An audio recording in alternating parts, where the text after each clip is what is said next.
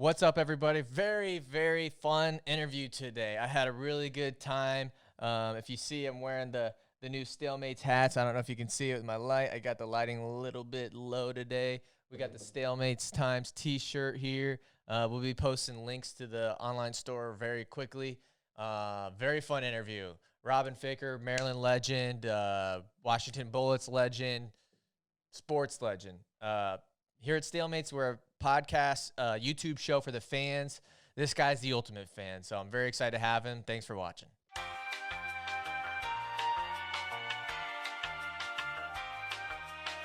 What's up, StaleMates? We got a legend in the game today. We have Robin Ficker on the podcast. How you doing, Robin? Wonderful. I'm a legend in my own mind. Yeah, a lot of people are calling you a legend. I don't know if you saw it. I put out we do kind of StaleMates does like satire articles here, and we put out a headline with you, and it got a lot of traction. Did you see it by chance? Yes, I did. Well, we always have fun at these wrestling matches. 1, 2, buckle my shoe. 3, 4, close the door. 5, 6, stick him quick. 7, 8, you're wrestling great. 9, 10, ref, they win. Let's go. I like it. Do you? I remember you coming. I go to every single NCAA wrestling nationals. Was Headlock Shep Talk your most famous chant that you had? Well, Headlock Shep Talk became very popular because it's an easy to remember chant, and it summarizes how he would put his opponents to sleep. So, he did very well. I'm sorry he lost the finals there to Ed Ruth, but he won everything else, and we're proud of him. Yeah, Jimmy Sheptock is a Maryland legend. For those who don't, he's now an assistant coach at Harvard. That's right. Yeah, I looked that up before the show here. If you don't know who Robin is, which if you paid attention to any DC sports over the past 20 years or so, maybe more. Well, I attended all the Washington Bullets games. Yep. From, I guess it was 70, let me think now, 86 to 98. I didn't miss a game for 12 years. Wow. And I went to some of the NBA finals. We had a lot of fun. And I got to know every player in the NBA. I sat in the front row right behind the opposing team's bench. Yep.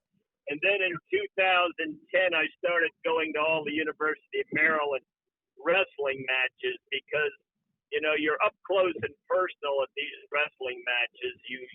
The guy's out there all by himself. He needs help, and I try to give him help. Did you grow up around the sport of wrestling? Well, I wrestled in high school, but back then there were only about 3 or 4 teams that had wrestling high school teams in the Washington area. And then when I went to the U.S. Military Academy at West Point, of course, every cadet there wrestles at least a little bit in gym class. And I have 2 sons, both of whom wrestled through high school, one of them through college. And, of course, I went to all their matches. It's a pretty good sport for young guys. It keeps them disciplined, keeps them focused, keeps them in shape. Yep. And generally wrestlers get pretty good grades too, so they know how to focus. Yeah, absolutely. How does the NBA fans compare to the wrestling fans? Is one more aggressive than the other, or are they both kind of similar?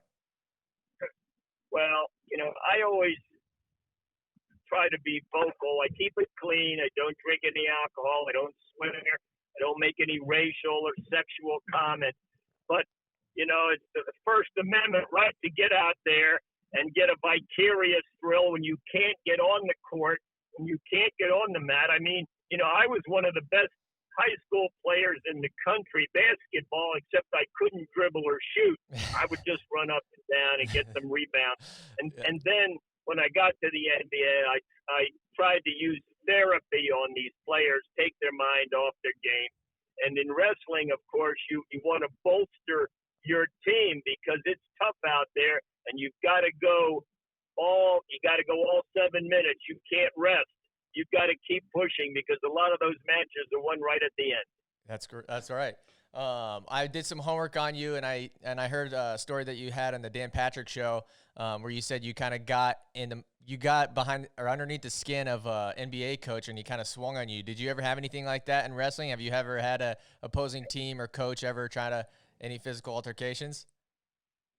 Well, some of these opposing coaches, of course, want to wrestle me. Like the Brand brothers Yeah, and like Kale.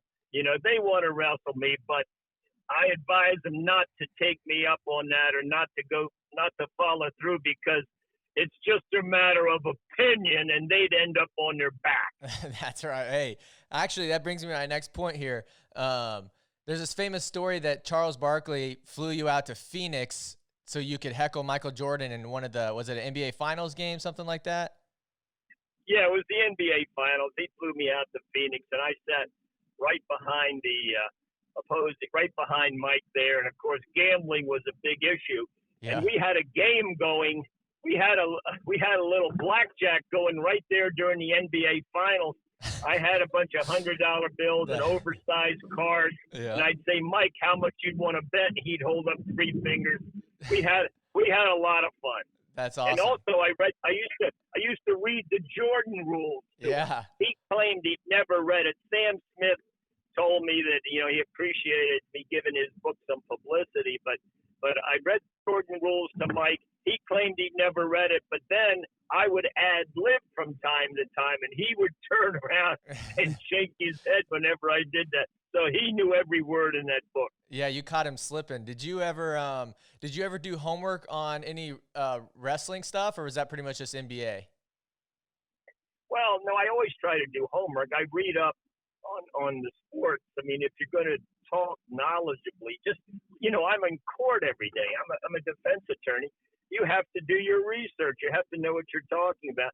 By the way, I'm also running for governor. I've just come back from the weekend of campaigning on the boardwalk in Ocean City, Maryland, because you can meet people from all over the state of Maryland there at Ocean City. Yeah. And I've been meeting them, advocating cutting the state sales tax 2 cents to give us a financial tailwind coming out of this pandemic. Okay. Are you dressing up in the full Maryland Heckler uniform while you do that? Well, I do have a Maryland shirt Mm-hmm. because, after all, when you're running for governor of Maryland, people want to know where you're from. We get a lot of people coming in from Pennsylvania, Delaware, Virginia, West Virginia, New Jersey, coming in and spending their money in Maryland, which is what we want them to do.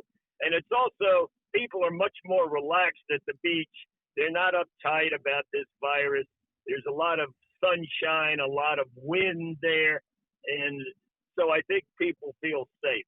Okay. So earlier in this interview, you brought up Tom and Terry Brands, and then I brought up the story of Charles Barkley flying you out to Phoenix. I'm a big Iowa State wrestling fan. We wrestle Iowa every single year. This year it's at Carver Hawkeye Arena. Say somebody gathered up some money to fly you out to Iowa City this year for the dual meet. Would you heckle Iowa for me? Oh, absolutely. I would sit right there and let them have it because they are a little overconfident, really. I think they're overrated in Iowa. Let's go. Keep going. Keep going. And I'm not even sure that they would finish in the top 10 in the NCAA this year. Agreed. They're sort of, yeah. So they're having problems. I know they got very upset when Spencer Myers from Maryland, who was not seeded that particular year, Mm-hmm. he wrestled Bobby Telford of Iowa, who was, I think he was ranked either second or third. I can't remember exactly which one.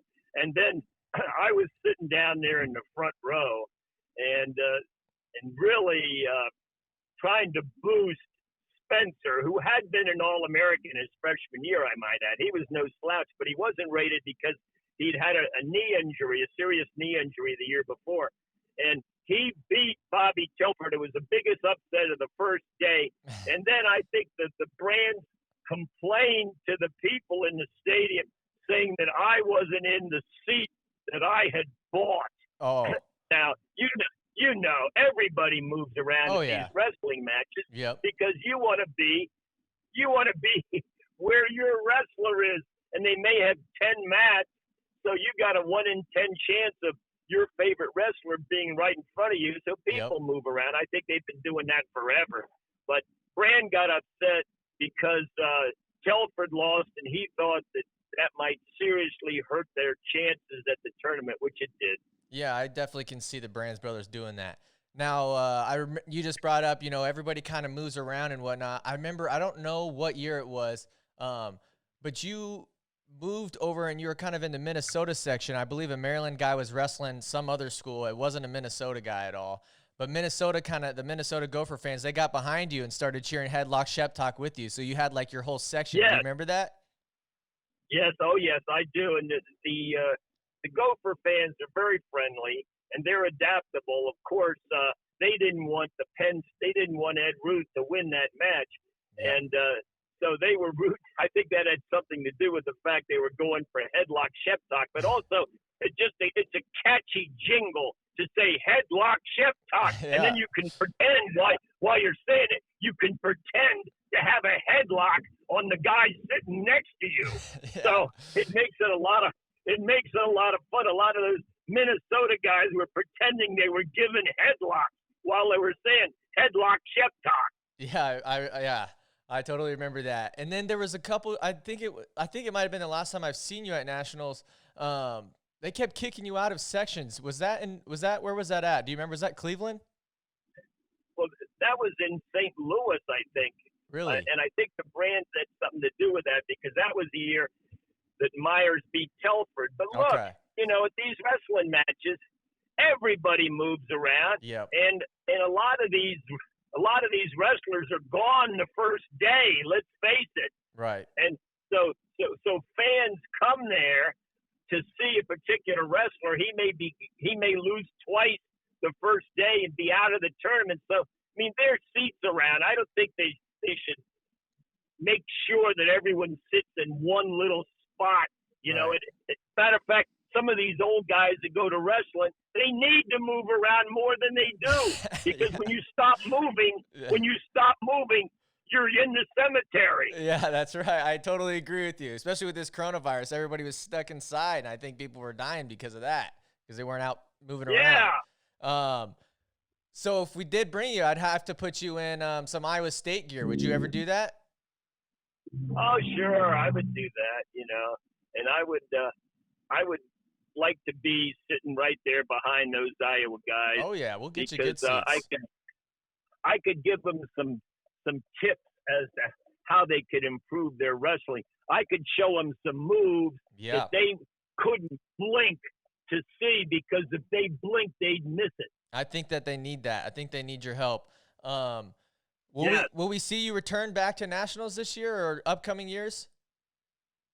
Well, I hope they have a Nationals this year. Yeah, me too. I mean, they canceled in Maryland. They in my county, which is the biggest county, they have canceled all winter sports. Yeah. And that includes wrestling. Yeah. So that's come terrible. on, I hope they follow through with it. Look what happened last year. The tournament didn't take place, and I hope that we have our full season this year. I agree. Now, Maryland recently got a new coach, Alex Clemson. He came over from, I think he was an assistant at Missouri. Are you excited for the new era of Maryland wrestling? Well, we gotta win some Big Ten matches. That's what it comes down to. Big Ten is the toughest conference. We got to win some matches in that Big Ten. We got to win individual matches. Yeah. They didn't do very well in the Big Ten tournament last year, so there's nowhere to go but up. And they've got to install a winning attitude. If forward ever, backward never. That's right. We should make a shirt out of that. Before I let you go here, we like to keep these pretty brief.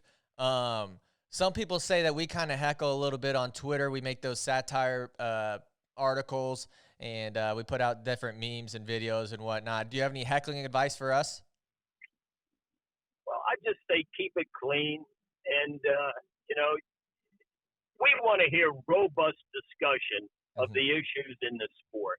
And I don't see anything wrong with someone getting a vicarious thrill and sitting right there at the mat's edge when they're going mano a mano and just sounding off because if it's a lot. As Yep. a matter of fact, I remember when Maryland wrestled Missouri, we went out there and our heavyweight wasn't quite as good as Dom Bradley, Yeah. who was there, who was Missouri's heavyweight. And when we got the heavyweight, it looked like Maryland couldn't win the duel, so we were saving our heavyweight for Wyoming, which was our next match. So Dom was going to get a forfeit. So I stood up and said, "I'll wrestle him." And I went, and the referee motioned me out on the mat, and I came down out of the stands and got on the mat, and then Dom looked around. He was like a bull. And I thought, oh my gosh, I'm in this field and this big bull is going to charge me. Yeah. So I then turned around and hightailed it out of there. Yeah, we should call you the Maryland Matador then. Yes. Yeah. Robin, I appreciate you hanging out with us today. I tried every single outlet I could to reach you. I'm glad we made it happen. Yeah, no, you call me anytime. Okay. We should talk. I'd love to have you come out to Iowa, and we need somebody to heckle the Hawkeyes. The Iowa State's looking good. The Tides are turning. We got Kevin Dresser at the head now, so maybe we can make it happen. Well, I'll be happy to do that because I can suggest ways that they can improve their match. Okay. Robin, thank you very much, man. Good luck with all the races and whatnot. Yes. Thank you very much. Yeah.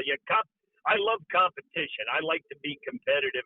Every day I'm competitive in court, in politics, at the wrestling matches. I'm a competitive person, and I think competition brings out the best in everybody. That's right. It only pushes the envelope. Again, thanks again. Robin Ficker, the Maryland Heckler, everybody. Thank you very much.